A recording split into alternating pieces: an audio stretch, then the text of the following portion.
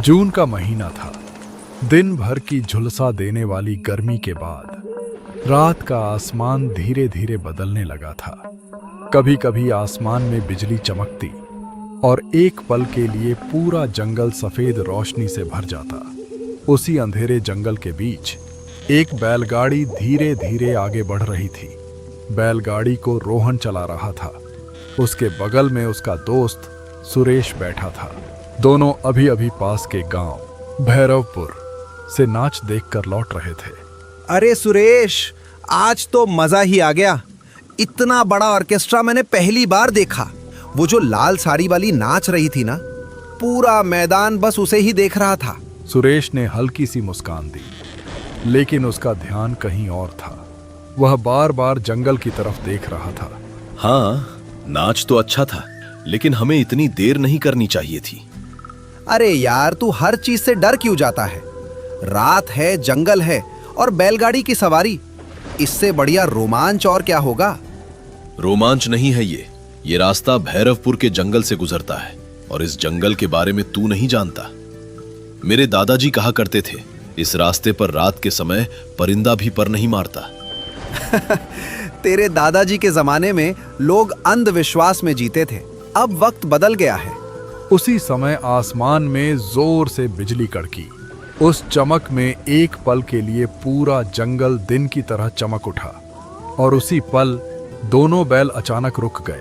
अरे क्या हुआ इन्हें? चलो चलो आगे। लेकिन बैल एक कदम भी आगे नहीं बढ़े। सुरेश अब गंभीर हो चुका था। मैं कह रहा था ना, जानवर हमसे पहले खतरा महसूस कर लेते हैं। रोहन ने आगे झुककर रास्ते को देखा। अरे नहीं, शायद रास्ता फिसलन वाला है।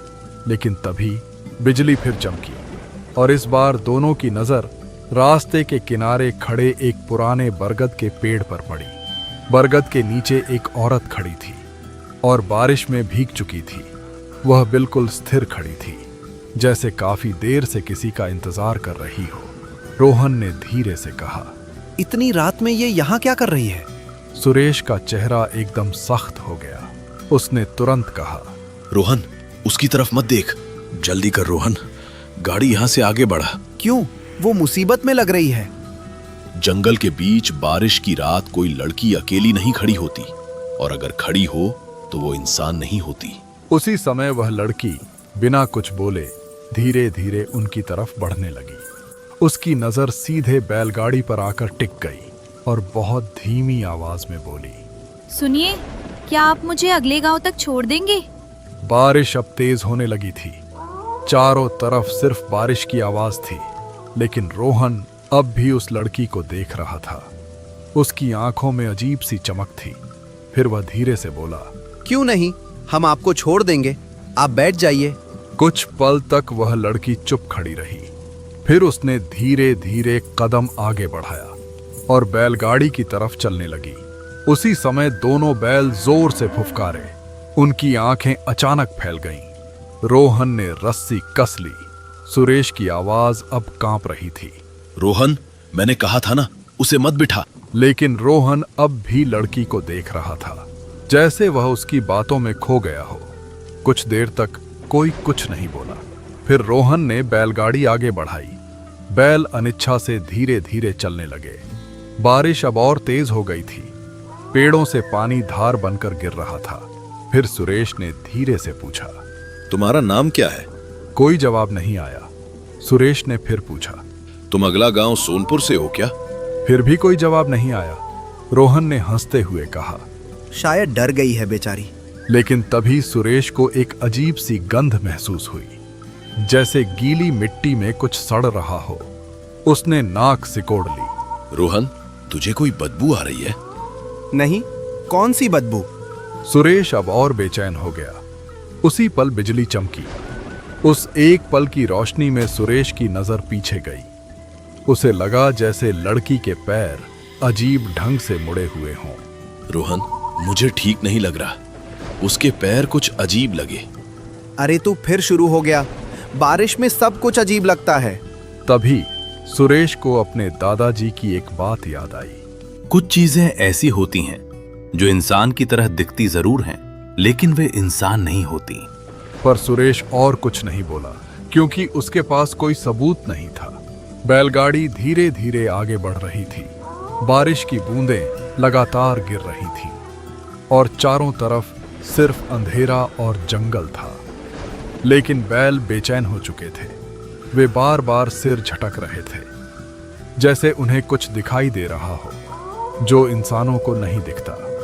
सुरेश अब भी बेचैनी से पीछे देखने की कोशिश कर रहा था, लेकिन लड़की अब भी सिर झुकाए चुपचाप बैठी थी।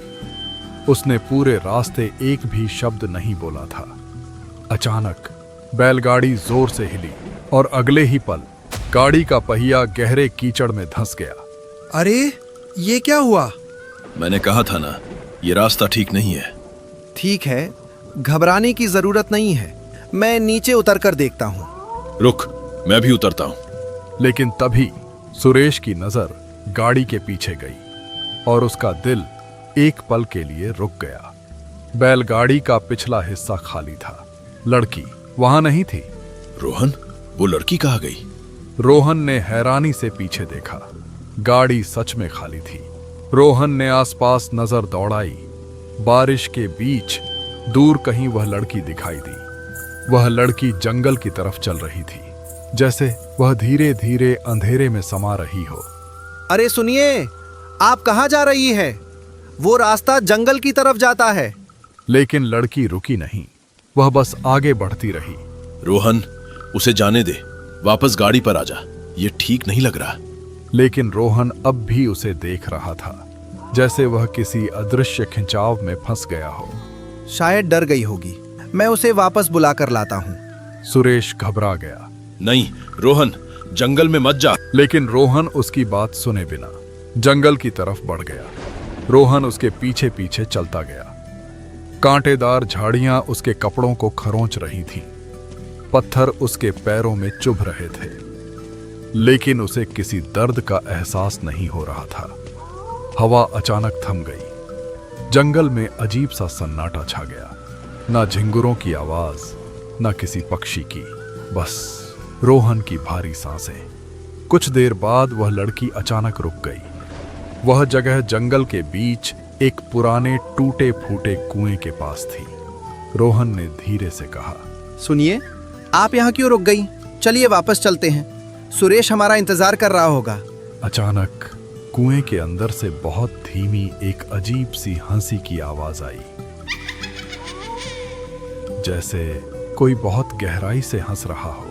रोहन का दिल तेजी से धड़कने लगा। उसे अचानक एहसास हुआ वह लड़की काफी देर से हिली तक नहीं थी। रोहन का गला सूख गया और अगले ही पल लड़की का चेहरा रोहन के सामने था। रोहन की चीख गले में ही अटक गई। वह चेहरा किसी इंसान का चेहरा नहीं था, मांस सड़ा हुआ था। रोहन के मुंह से कांपती हुई आवाज निकली, हे भगवान, तू क्या है? लड़की के चेहरे पर धीरे धीरे एक भयानक मुस्कान फैल गई। उसकी आवाज अब इंसानी नहीं लग रही थी, जैसे दो आवाजें एक साथ बोल रही हों। तूने ही तो कहा था अकेली लड़की को छोड़ना नहीं चाहिए। अब मैं तुझे कभी नहीं छोड़ूंगी। दूर रहो, मेरे पास मत आना। डायन धीरे धीरे उसकी तरफ बढ़ने लगी। डायन के लंबे काले बाल तेजी से आगे बढ़े और रोहन के पैरों से लिपट गए। रोहन घबराकर गिर पड़ा। वह पूरी ताकत से उन बालों को हटाने की कोशिश करने लगा। डर के मारे रोहन ने एक झटका मारा और किसी तरह उन बालों से छूट गया और पूरी ताकत से जंगल की तरफ भागने लगा। कांटेदार झाड़ियां उसके कपड़े फाड़ रही थीं। पत्थर उसके पैरों में चुभ रहे थे, लेकिन वह रुका नहीं। पीछे से उसे वही हंसी सुनाई दे रही थी, कभी दाएं से कभी बाएं से, जैसे वह चीज हर जगह मौजूद हो। रोहन पागलों की तरह भाग रहा था। तभी कुछ दूरी पर एक आदमी खड़ा था। वह सुरेश था। रोहन भागते हुए उसके पास पहुंचा। सुरेश, भाग यहाँ से। वो लड़की डायन है। सुरेश चुप खड़ा था। वह बिल्कुल हिला तक नहीं, जैसे पत्थर की मूर्ति हो। रोहन ने डरते हुए कहा, सुरेश, तू कुछ बोल क्यों नहीं रहा? तभी सुरेश ने धीरे धीरे अपना सिर उठाया और रोहन का खून एक पल में जम गया, क्योंकि सामने खड़ा वह आदमी सुरेश नहीं था। उसकी आंखें लाल अंगारों की तरह जल रही थीं। रोहन समझ गया, वह जंगल में भागकर फिर उसी डायन के पास आ गया था और अब वह पूरी तरह उसके जाल में फंस चुका था। और अगले ही पल उसका चेहरा धीरे धीरे बदलने लगा। वह फिर से अपने असली रूप में आ गई। जंगल में उसकी हंसी गूंज उठी। तू बहुत दूर आ गया है रोहन। मुझे जाने दे, मैं किसी को कुछ नहीं बताऊंगा। अचानक उसके बाल तेजी से आगे बढ़े और पल भर में रोहन के पूरे शरीर से लिपट गए। तूने मुझे अपनी गाड़ी में बैठाया था, अब तू मुझे अपना रूप देगा। इतना कहते ही उसने अपने बालों को जोर से खींचा। वह जोर से जमीन पर गिरा। कुछ ही पल में सब शांत हो गया। रोहन अब बिल्कुल हिल नहीं रहा था। उसकी आंखें खुली रह गई थीं, जिनमें आखिरी पल का डर जम गया था। रोहन के शरीर से काला धुआं निकलने लगा। उसकी त्वचा धीरे धीरे सिकुड़ने लगी और उसी समय डायन का शरीर बदलने लगा। कुछ ही पल में वह बिल्कुल रोहन जैसा दिखने लगी। वही चेहरा, वही कपड़े, वही आवाज। डायन अब रोहन बन चुकी थी। उसने धीरे से अपना सिर उठाया और जंगल के उस रास्ते की तरफ चलने लगी जहां असली सुरेश था। जंगल में फिर से सन्नाटा छा गया था। बारिश अब लगभग रुक चुकी थी। पेड़ों की पत्तियों से पानी की बूंदें धीरे धीरे टपक रही थीं। बैलगाड़ी के पास सुरेश खड़ा था। काफी देर की मेहनत के बाद उसने आखिरकार गाड़ी का पहिया कीचड़ से बाहर निकाल लिया था। वह थककर गाड़ी के पास बैठ गया। पता नहीं रोहन कहाँ गायब हो गया, मुझे यहाँ अकेला छोड़कर। उसी समय पास की झाड़ियों से टहनियां टूटने की आवाज आई। सुरेश तुरंत सतर्क हो गया। उसने उधर देखा। अंधेरे से कोई आदमी धीरे धीरे बाहर आ रहा था। वह रोहन था। उसके कपड़े जगह जगह से फटे हुए थे। पैरों पर गीली मिट्टी लगी थी। वह थोड़ा लंगड़ा कर चल रहा था। सुरेश ने झुंझलाकर कहा, कहाँ मर गया था तू? मैं यहाँ आधे घंटे से कीचड़ में धंसकर गाड़ी निकाल रहा था और तू जनाब गायब हो गया। रोहन बस हल्का सा मुस्कुराया। उसकी मुस्कान कुछ अजीब थी, जैसे जबरदस्ती बनाई गई हो। वो लड़की चली गई, उसे रास्ता मिल गया। अब चले, देर हो रही है। सुरेश को उसकी आवाज थोड़ी अलग लगी। रोहन की आवाज में हमेशा एक चंचलता होती थी, लेकिन यह आवाज थोड़ी भारी थी। लेकिन सुरेश इतना थका हुआ था कि उसने ज्यादा ध्यान नहीं दिया। वह बैलगाड़ी पर चढ़ गया। रोहन भी धीरे धीरे गाड़ी पर बैठ गया। लेकिन जैसे ही उसने गाड़ी पर कदम रखा, दोनों बैल अचानक जोर से फुफकारे। अरे क्या हो गया इन्हें? अभी तो शांत थे। नकली रोहन धीरे से हंसा। जानवर अक्सर बेवजह डर जाते हैं। तू गाड़ी बढ़ा, सब ठीक हो जाएगा। सुरेश ने बैलों को धीरे धीरे हाँकना शुरू किया। बैलगाड़ी फिर से जंगल के रास्ते पर चलने लगी। कुछ देर तक दोनों चुप रहे। सुरेश को धीरे धीरे कुछ अजीब लगने लगा। उसने साइड में बैठे रोहन की तरफ देखा। उसके कपड़ों से एक अजीब सी बदबू आ रही थी, जैसे गीली मिट्टी और सड़ा हुआ मांस।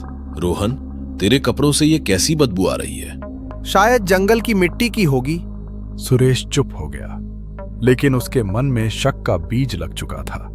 उसी समय उसे अपने दादाजी की एक पुरानी बात याद आई। अगर कभी जंगल में कोई तुम्हारे जानने वाले का रूप लेकर तुम्हारे सामने आए तो उसकी परछाई जरूर देखना, क्योंकि शैतान रूप तो बदल सकता है लेकिन परछाई नहीं बना सकता। सुरेश का दिल जोर से धड़कने लगा। उसने धीरे धीरे बगल में देखा। सुरेश की परछाई थी, लेकिन रोहन की कोई परछाई नहीं थी। सुरेश के शरीर में सिहरन दौड़ गई। उसका गला सूख गया। अब उसे समझ आ गया था, उसके बगल में बैठा आदमी उसका दोस्त रोहन नहीं था। जंगल का रास्ता अब और भी डरावना लगने लगा था, लेकिन सुरेश का ध्यान रास्ते पर नहीं था। उसकी नजर बार बार अपने बगल में बैठे रोहन पर जा रही थी, या शायद उस चीज पर जो रोहन का रूप लेकर उसके साथ बैठी थी। उसी समय नकली रोहन धीरे धीरे हंसने लगा। वह हंसी बहुत अजीब थी, जैसे किसी गहरे कुएं के अंदर से गूंज रही हो। सुरेश का दिल जोर जोर से धड़कने लगा। क्यों सुरेश, इतना चुप क्यों हो गया? कुछ समझ आया क्या? तू रोहन नहीं है। कुछ पल के लिए पूरा जंगल खामोश हो गया। नकली रोहन जोर से हंस पड़ा। उसकी हंसी धीरे धीरे और डरावनी होती गई। अगले ही पल उसका शरीर धीरे धीरे बदलने लगा। बैल अचानक जोर से फुफकारे। उनकी आंखें डर से फैल गईं। वे रस्सियां तोड़कर भागने की कोशिश करने लगे। डायन धीरे धीरे सुरेश की तरफ झुकी। उसकी सांस सड़ी हुई थी। तुझे पता चल ही गया कि मैं कौन हूँ। अब तू भी अपने दोस्त के पास जाएगा। सुरेश का शरीर डर से कांप रहा था, लेकिन उसी पल उसे एक बात समझ आ गई। अगर वह यहीं बैठा रहा तो उसकी मौत पक्की है। अचानक उसने पूरी ताकत से बैलों को हाँक दिया। चलो दौड़ो, तेज और तेज। बैल पहले से ही डर के मारे पागल हो चुके थे। वे पूरी ताकत से दौड़ पड़े। डायन जोर से चीखी। अचानक वह बैलगाड़ी से कूदकर नीचे उतर गई। उसके पैर उल्टी दिशा में मुड़े हुए थे। वह रास्ते के बीच खड़ी हो गई, लेकिन उसका पीछा यहीं खत्म नहीं हुआ। उसके लंबे काले बाल जमीन पर फैल गए और अगले ही पल वे बाल सांपों की तरह तेजी से बैलगाड़ी की तरफ रेंगने लगे। सुरेश ने पीछे मुड़कर देखा। डायन के बाल तेजी से गाड़ी के पीछे आ रहे थे। वे लगभग सुरेश तक पहुंचने ही वाले थे। उसी पल डायन के बाल गाड़ी से कुछ ही दूरी पर रुक गए, जैसे वे उस जगह से आगे नहीं आ सकते। सुरेश ने डरते डरते पीछे देखा। दूर भैरवपुर के जंगल के बीच वह डायन रास्ते के बीच खड़ी थी। उसके लंबे बाल हवा में लहरा रहे थे, लेकिन बैलगाड़ी अब बहुत दूर निकल चुकी थी। कुछ ही देर में जंगल खत्म हो गया। बैल धीरे धीरे रुक गए। सुरेश गाड़ी से उतर गया। उसके पैर अब भी कांप रहे थे। सुबह होने तक वह किसी तरह अपने गांव बलिया पहुंच गया।